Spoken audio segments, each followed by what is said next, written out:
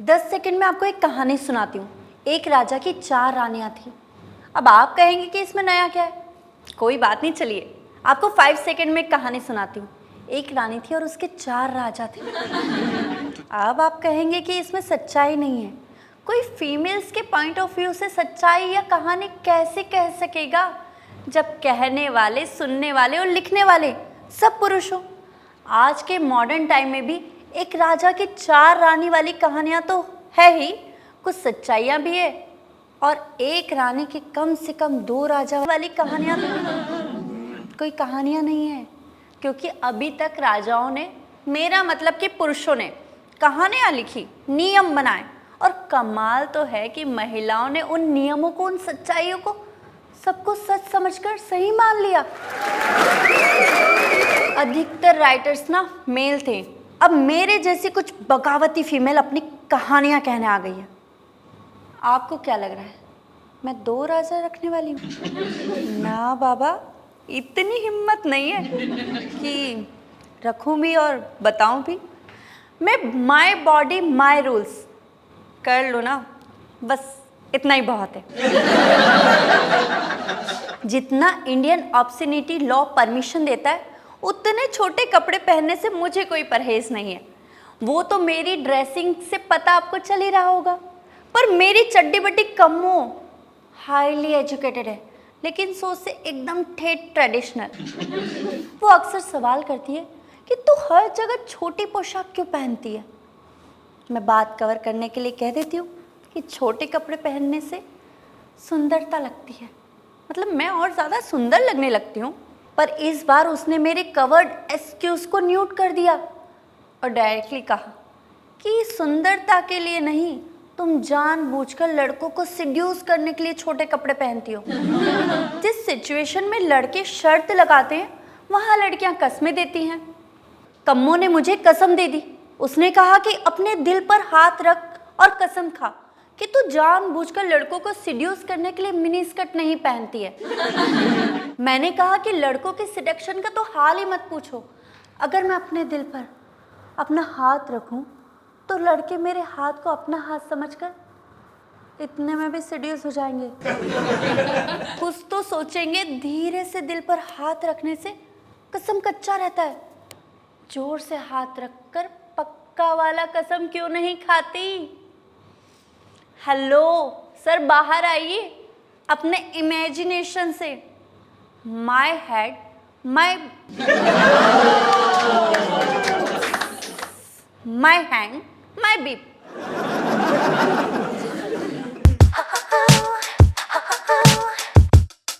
मैं mini skirt में full comfortable हूँ।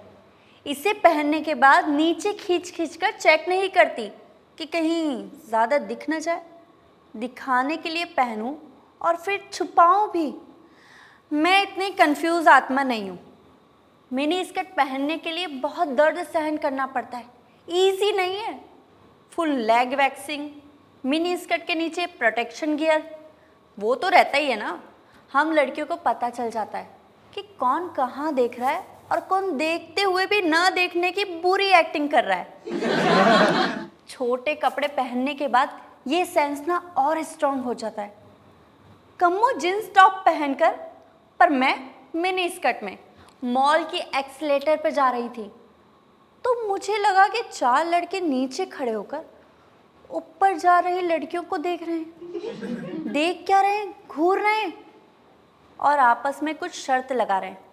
मैंने कम्मो को ऊपर रहने के लिए कहा और मैं लिफ्ट लेकर नीचे आ गई। लड़कों के पीछे जाकर देखी तो तुरंत मेरी समझ में आ गया कि वो लड़कियों की पैंटी के कलर पर शर्त लगा रहे हैं और इस बार नंबर मेरा ही था। वो परेशान थे कि वो लड़की कहाँ गई, फैसला कैसे होगा। मैंने पीछे से कहा कि डोंट वरी गाइस, दूर से तुम्हें सही कलर पता करने में कठिनाई होती ना, इसलिए हेल्प करने के लिए मैं आ गई हूँ। बाकी सब तो घबराए, पर एक पूरा ढीठ था। ऐसे काम करने वाले लड़के ढीठ ही होते हैं, सॉरी टू से, बट लड़कियां भी डिसेंट से कम और ढीठ से ज़्यादा पड़ती हैं। डिसेंट वाले लड़के उतना भाव ही नहीं देते, पर ढीठ तो लगे पड़े रहते। मैंने उस लड़के से कहा कि मेरी पैंटी का रंग तुम सही बता ही नहीं सकते। वो लड़का मेरी बात सुनकर ऑफेंड हो गया और बोला, मैडम कलर पता करने में मैं एक्सपर्ट हूँ। मैंने भी कॉन्फिडेंस से कहा कि तुम गच्चा खा जाओगे। उसने ओवर कॉन्फिडेंस से कहा कि फिर शर्त लगवा लीजिए, मुझे 100% कलर पता है। उसका सुपर कॉन्फिडेंस देखकर ना कुछ तो मैं भी घबराई, पर अपने अनुभव से मुझे पता था कि लड़के फंसते कहाँ हैं। मैंने पूछा कि कितने की शर्त? भाई लड़के तो फिर लड़के ही हैं, मतलब फ्रैंक लड़की देखते ही ट्राई शुरू कर देते हैं। लड़का बोला कि मैं जीत गया तो आपको किस देना होगा। मैंने गुस्से से कहा कि अगर तुम हार गए तो? उसने कहा कि आप जो कहिए बस वही। मेरे अंदर की लड़की तुरंत बाहर आई और बोली कि फिर मेरा सैंडल और तुम्हारा सिर। ओवर कॉन्फिडेंस में उसने हाँ कर दी कि हाँ यस चलेगा। मैंने लड़के से पूछा कि कलर बताओ, तो उसने फुल कॉन्फिडेंस से कहा कि ब्लैक। मैंने कहा कि गलत। उसने कहा कि अगर गलत निकला तो एक नहीं 2 सैंडल मारिएगा। मैंने कहा कि फिर फैसला कौन करेगा। मुझे लगा कि वो कहेगा कि दिखाइए, पर उसने कहा कि आप खुद ही बता दीजिए, आप पर भरोसा है मुझे। ऐसी ही बातें करके ऐसे लड़के लड़की पटा लेते हैं। मैंने कहा कि ना मेरी ना तुम्हारी, चलो किसी तीसरे से पूछते हैं। तब तक मेरी कम्मो भी नीचे आ गई। मैं उस लड़के को लेकर एक लॉन्ड्री मतलब अंडर गारमेंट्स की दुकान में चली गई।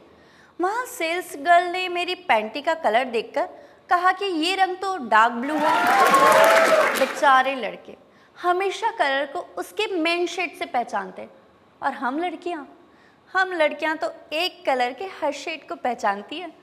पहले तो वो माना ही नहीं, फिर कुछ मेल सेल्समैन ने कहा कि भाई आप लोग चेक कर लो। उसको लगा कि मैं मेल से चेक नहीं करवाऊंगी। मैंने स्कर्ट को थोड़ा सा डाउन करके उसके सामने ही चेक करवा लिया। उन लोगों ने भी कहा कि ये डार्क ब्लू कलर है भाई, हम लोग भी यहाँ काम करते हुए कलर के शेड सीखे हैं। आखिरकार वो मान गया और कहा कि निकालिए सैंडल और मारिए।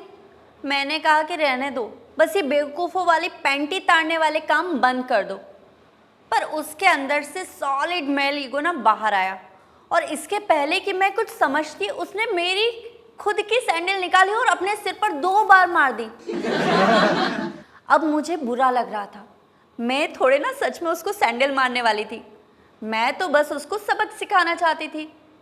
पर उसको कोई फर्क ही नहीं, बल्कि वो तो ऐसे मुस्कुरा रहा था जैसे उसको कोई अवार्ड मिल गया। मैंने कहा कि सॉरी बोल देते, पर तुमने ऐसी बेवकूफ़ों वाली हरकतें क्यों की? उसने कहा कि मैडम मेरे साथ ना मेरे 3 दोस्त भी हैं, और इनको पता है कि मैं अगर एक बार जो कमिटमेंट कर देता हूँ ना, तो फिर मैं अपने आप की भी नहीं सुनता। मैंने कहा कि फिर सुन लिया करो। तुम भूखे पेट वाले लड़के ओवर ईटिंग किए हुए सुपरस्टार को अपना इंस्पिरेशन बनाओगे तो ऐसे ही सैंडल खाते फिरोगे। वो पता नहीं क्यों इतना सुनकर इमोशनल हो गया। मैंने कहा कि देखो दोस्त, अगर सुनोगे तो मैं एक सलाह दूंगी जिससे तुम्हें पैंटी घूरने की ज़रूरत नहीं पड़ेगी। वो एकदम एक्साइटेड हो गया। मैंने उससे कहा कि मेरी सलाह पैंटी घूरने से बहुत ज़्यादा मुश्किल है। वो बोला कि आप बताइए तो सही, मैं सॉलिड मेहनत करूँगा। मैंने कहा कि दोस्त, तुम्हें सिर्फ अपने लाइफ का पैटर्न चेंज करना है। 2 घंटे पैंटी घूरने में, 3-4 घंटे दिमाग में सेक्स घुमाने में, आधा घंटा पॉर्न देखने में। जितना टाइम बर्बाद करते हो ना, सिर्फ उतने समय का उपयोग करो पैसे कमाने के तरीके सोचने पर, और उस पर काम करो। पॉकेट में पैसे होंगे तो पैंटी खोजना नहीं पड़ेगा। हर रंग की, हर डिज़ाइन की पैंटी तुम्हें खोजते हुए तुम्हारे पास आएगी। अरे ये तो 3 इडियट के मोटिवेशन जैसा साउंड कर रहा है ना, लेकिन मेरा वाला ज़्यादा प्रैक्टिकल है, आसानी से समझ में आने वाला है। कड़ी मेहनत करना मुश्किल तो है, पर सही इंस्पिरेशन मिले तो मेहनत हो ही जाती है। और सेक्स से बड़ी इंस्पिरेशन क्या हो सकती है? नहीं तो तुम लड़की पटाने में टाइम वेस्ट करते रहोगे, और टाइम का बेस्ट यूज़ करने वाले लड़के तुम्हारी गर्लफ्रेंड से शादी करते रहेंगे। मैंने थोड़ा बड़ा चढ़ाकर कहा कि अगर अपने आसपास बहुत सारे आने वाले पैंटी की कल्पना करोगे तो जबरदस्त प्रेरणा भी आएगी कड़ी मेहनत करने के लिए। तो फिर लगे रहो ना। नाना, मैं भाई नहीं बोलती, दोस्त बोलती हूँ। पर 3 इडियट्स के निर्देशक राजकुमार सर को भी बाद में लगा कि सलाह थोड़ी प्रैक्टिकल देनी चाहिए, तो उन्होंने भी संजू मूवी में खींचे तो घपागप छे कह दिया। अभी क्लाइमेक्स बाकी है मेरे दोस्त, पर 1 मिनट अपने दिल की बात और आपके कमेंट की बात तो कर लूँ। कुछ लोग कमेंट करते हैं कि लाइव ऑडियंस नहीं होती। मेरी लाइव ऑडियंस है आप। ये बिल्कुल फ्रेश शो है जो सिर्फ यूट्यूब ऑडियंस के लिए बनाया गया है। आप कमेंट में मुझे बताएं कि आपको हंसी आई, कहाँ आई, आप कहाँ मुस्कुराए, कहाँ आपको बहुत अच्छा लगा। मैं कट टू कट वाली हूँ ना, घुमा फिरा कर बात नहीं करती। आप सब्सक्राइब करेंगे तो स्पॉन्सरशिप आएंगी, जिससे इस चैनल की इनकम बढ़ेगी। हाँ, इस चैनल में कभी आप डायरेक्ट या इनडायरेक्ट लॉटरी, जुआ, तंबाकू, अल्कोहल के स्पॉन्सरशिप कभी नहीं देखेंगे।